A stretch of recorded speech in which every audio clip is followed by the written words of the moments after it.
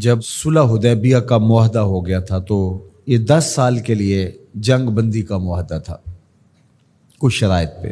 تو اس کے بعد پھر مسلمان بھی کفار کی جانب سے جو آئے روز کی لڑائیاں تھیں ان سے فارغ ہوئے اور مختلف بادشاہوں کو خطوط لکھنے لگے، وفود بھیجنے لگے. ادھر عرب بھی کھلم کھلا تجارت کرنے لگے.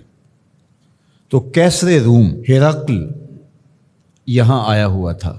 یہ شام علاقہ تھا اس وقت سلطنت روم کا، جسے رومن امپائر کہتے ہیں، اس کا حصہ تھا اس وقت شام.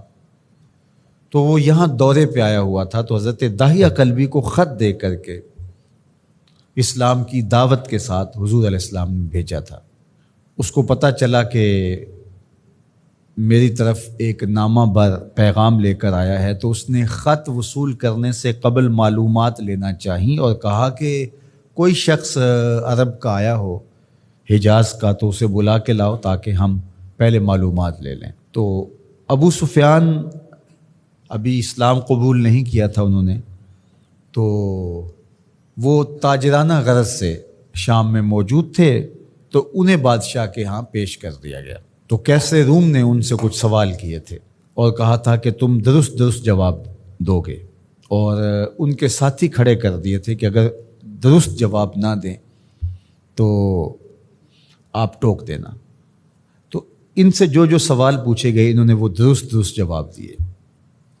وہ ایک قصہ طویل ہے، لیکن اس واقعہ میں سے ایک چیز جو یہاں حضرت امام بخاری نے، امام مسلم نے اپنی اپنی اسناد کے ساتھ روایت کی ہے. اس نے سوال کرتے ہوئے کہا فماذا یامرکم، وہ تمہیں کیا حکم دیتے ہیں؟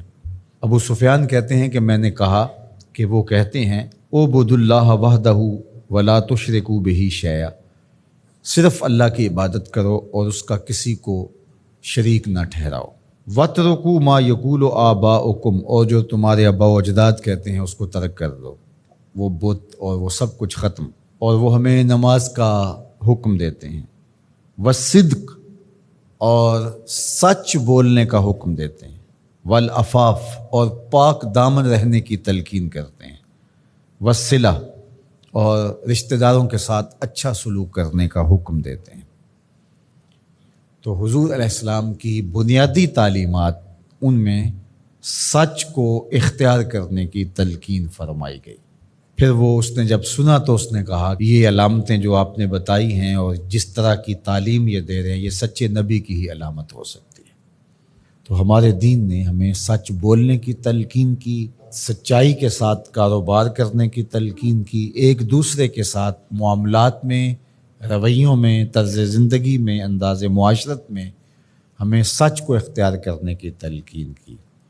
اور گواہی دیتے ہوئے، حلف اٹھاتے ہوئے، کسی معاملے کے اندر بات کرتے ہوئے، حتیٰ کہ مزاح میں کلام کرتے ہوئے بھی ہمیں جھوٹ بولنے سے روکا گیا، منع کیا گیا، اور ہمیں شدت سے اس بات کی تاکید فرمائی گئی کہ تمہاری زندگی سچائی کے ساتھ جڑی ہونی چاہیے، اس لیے کہ یہ طمانینت قلب کا ذریعہ ہے، سکون باطن کا سبب ہے، اور اندر کے عدم اضطراب کا ذریعہ ہے. اور اگر جھوٹ بولو گے تو جھوٹ تمہاری طبیعت کے اندر بے قراری، بے چینی، اضطراب اور اضطرار پیدا کرے گا، اور تم کبھی بھی سکون آور زندگی نہیں پا سکو گے. تو جھوٹ کی زندگی ہمیشہ بے چینی کی زندگی ہوتی ہے، سچ کی زندگی جو ہے وہ ہمیشہ قرار اور تسکین کی زندگی ہوتی ہے.